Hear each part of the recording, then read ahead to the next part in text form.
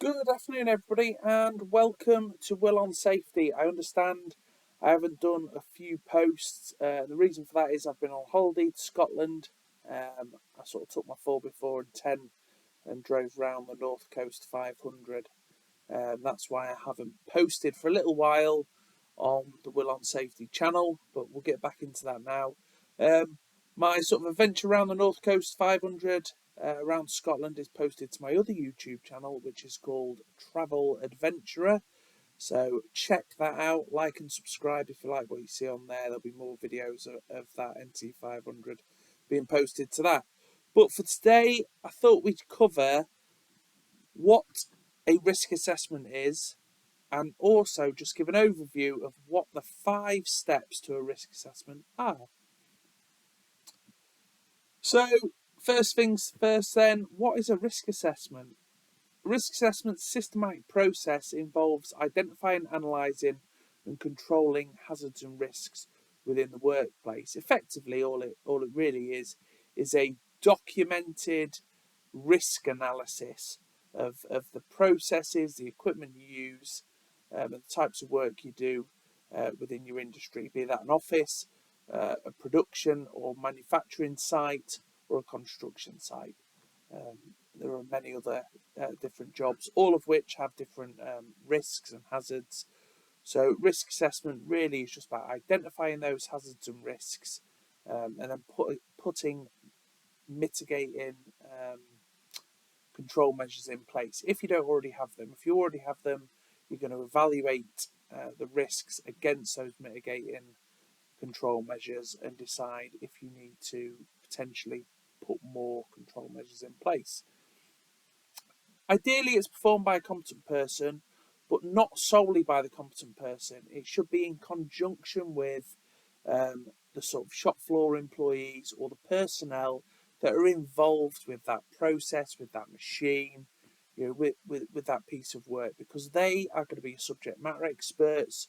And they're going to help you sort of evaluate all that information and give you different points of view that you may well have missed. You'll also use things like manufacturers' books and guidelines, that type of thing as well.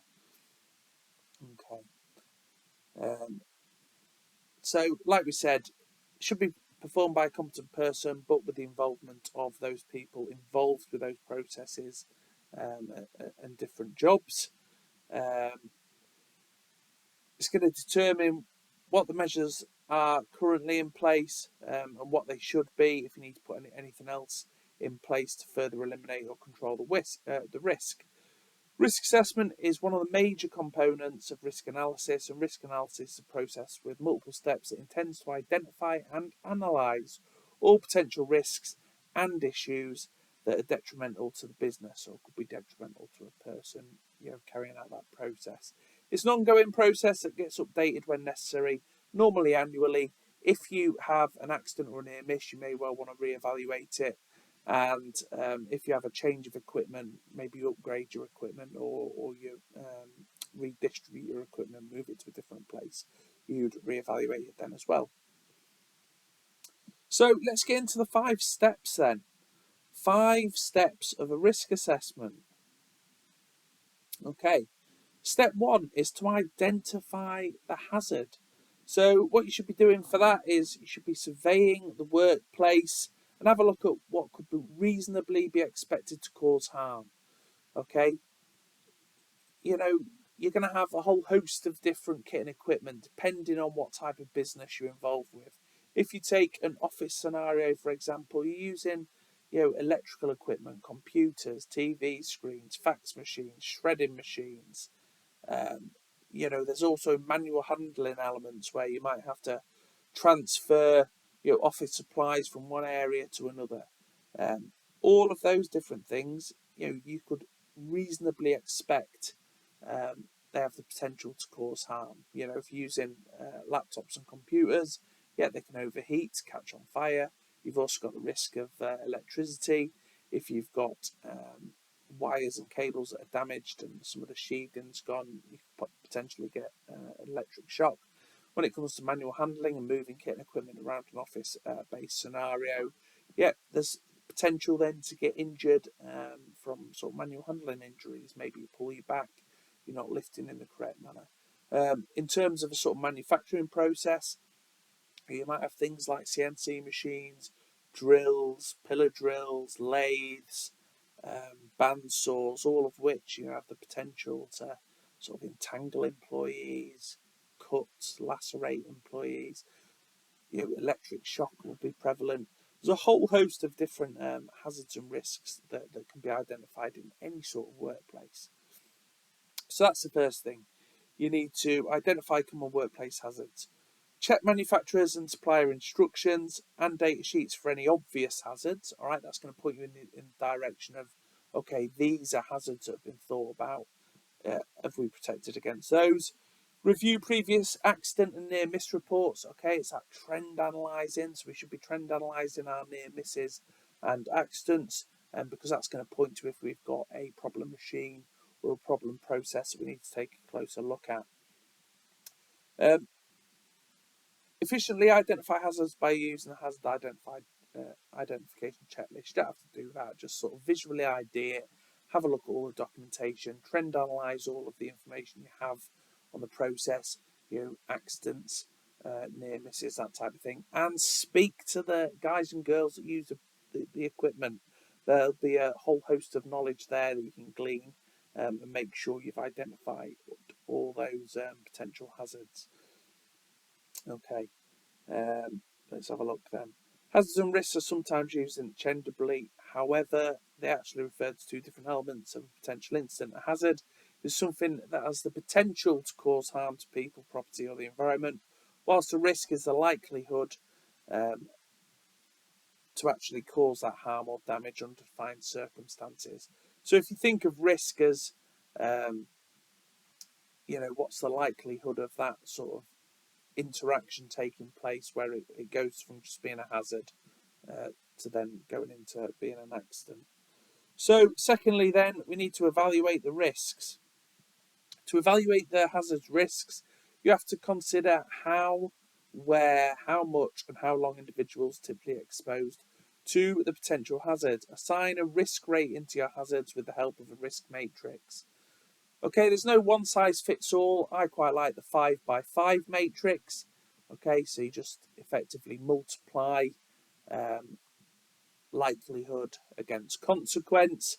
But I've seen 25x25 risk matrices as well. There's no one size fits all. Whatever you're comfortable with is fine to use. Okay. It can help measure the level of risk per hazard, considering factors such as likelihood of occurrence and severity of potential injuries. Meanwhile, performing an environmental analysis lets you gauge potential risks and their impacts on your business to the environment. Step 3 then is decide on the control measure to implement. So the first thing is, have you got any control measures already in place? So after assigning a risk rating to an identified hazard, it's time to come up with effective controls to protect the workers, properties, civilians, visitors, and all the environment. Follow the hierarchy of controls in prioritising implementation of controls. I'll do another video on hierarchy of controls, but whenever we're looking at mitigating risk, we should be using the hierarchy of controls. So step 4, document your findings. Okay, this is documenting the risk assessment. It's important to keep a formal record of risk assessments.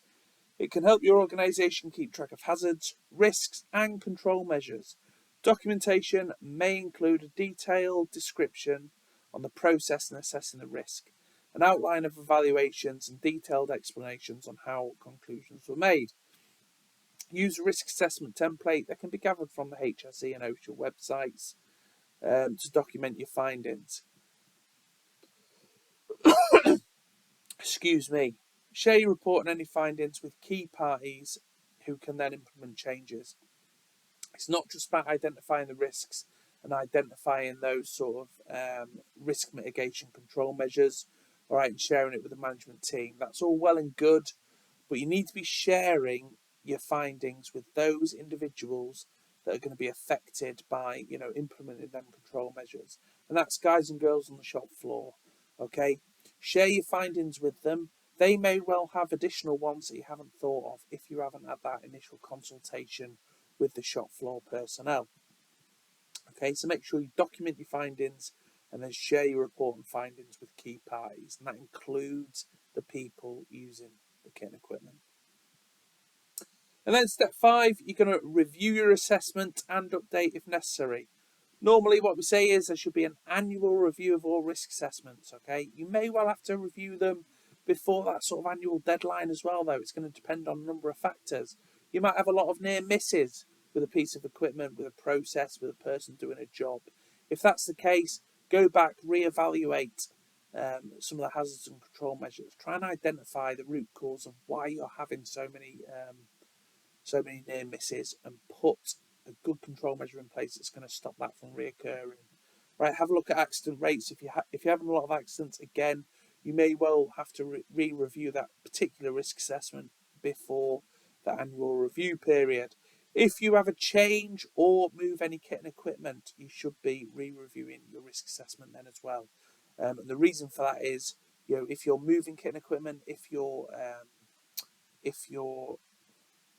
sort of developing kit and equipment, there is potential that you could inadvertently bring in other risks that you haven't thought about. So it's super important you review that risk assessment whenever new kit or equipment is obtained, changed, modified, or moved.